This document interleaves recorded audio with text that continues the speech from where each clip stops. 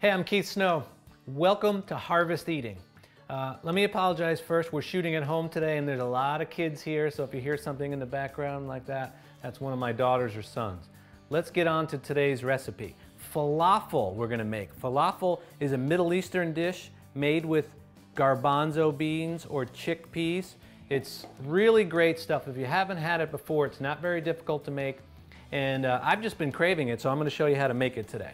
The first thing that we need to do is look at these garbanzo beans. Now, if you've got the time to soak them overnight and do that whole thing, you're gonna get a better falafel. But I didn't have the time. These are organic chickpeas that came in a can, but I definitely put them in the sink and rinsed off any extra salt. This is 2 cans, they're about 15-ounce cans. So we're just gonna dump these guys right into the food processor.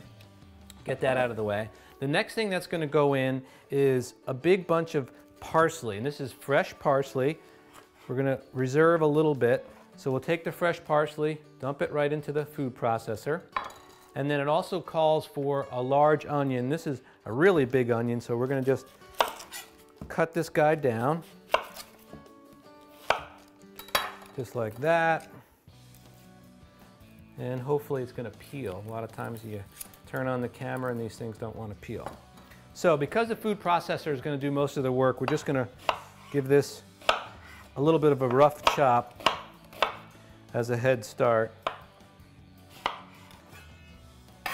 So we'll scoop this onion right into the processor. Now let's take this here. This is called a molcajete, and what this is, this comes from Mexico. It's made out of lava rock. Essentially, it's a mortar and pestle. What we're going to put into it is 1 teaspoon, and these are this is coriander seed. I'll let the camera guy get a nice tight shot of that. This is what you plant when you want to grow cilantro. This is the seed of the cilantro plant. Very aromatic. We're going to put a teaspoon of that in there, and then this is just whole cumin seed. Same story. I suppose you could toast both of these in a dry skillet to give them a little more flavor, but today we're just gonna go with them like that. A friend of mine recently gave me a mortar and a pestle that was made out of marble, and it was beautiful to look at, but because the inside was so smooth and slippery, it really had zero abrasiveness to it, so you couldn't do anything like this. But this one works tremendously well. And that's about it. I mean, if you could smell right now, it's just unbelievably fragrant with these 2 herbs, or excuse me, spices in here. So now what we're gonna do is just dump them right into the food processor, just like that. I'll even take this part, some salt. Remember, there's a lot of beans in here, so don't be shy. And then some fresh cracked black pepper, like that. And now we want to put a lid on it and start to break the whole thing down.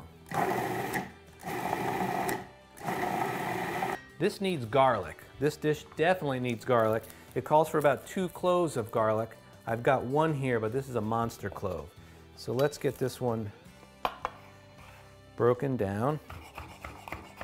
Mince it up, just like this. All right, let's get this into the food processor. If we forgot this garlic, we would definitely know it because it would be a little bland. And that's it. So we're gonna take this off of here.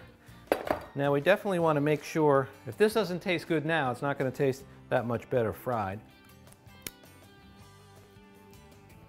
Wow, that's really good.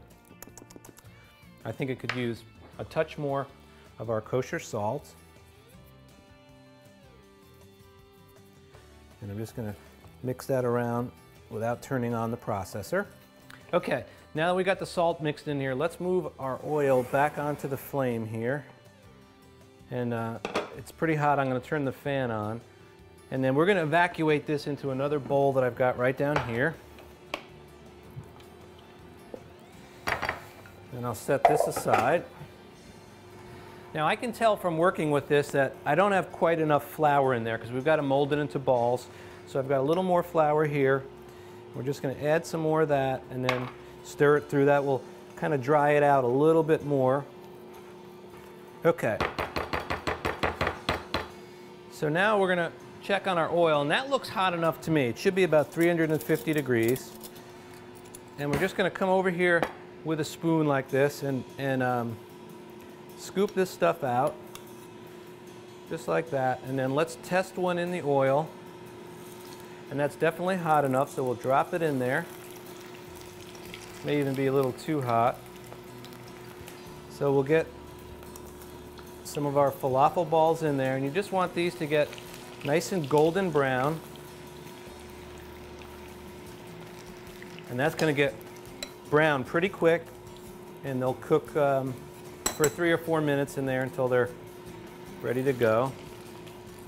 We're going to make a little dipping sauce, and what I've got on the board here is some fresh mint and then a little bit of flat leaf Italian parsley. So we're going to just pick that off, and we'll roll this up into a little ball just like this and just break this down.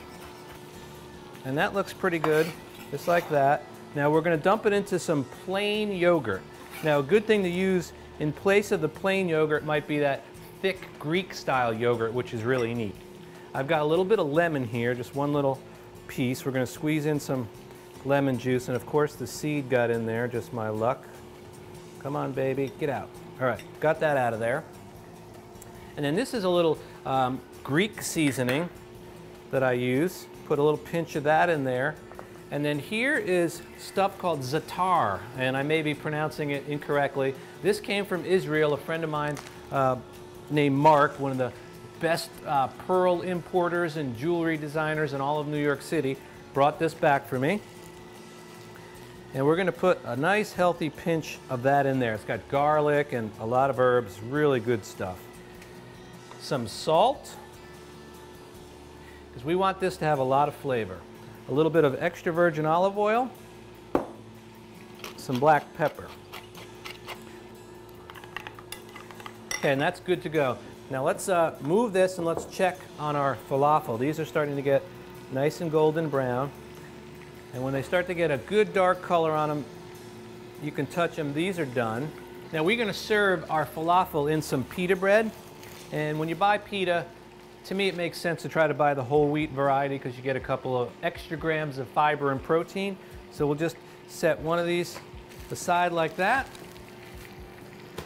And then we're going to take a nice fresh tomato, because you have to have a tomato in there. So we're going to make a few sliced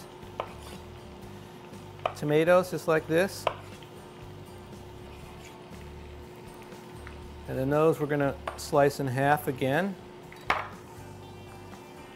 And now let's assemble one of our beautiful little falafel guys. So you want to fold it in half, and you'll take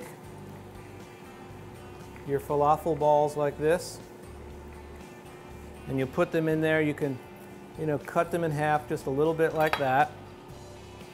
And then we want to tuck our tomatoes in here like this.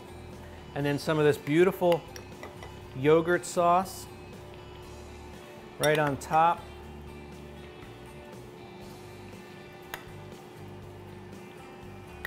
Just like that. And now, kind of street food style, you roll it up and get right into it. That's how you make falafel. I hope you give it a try today.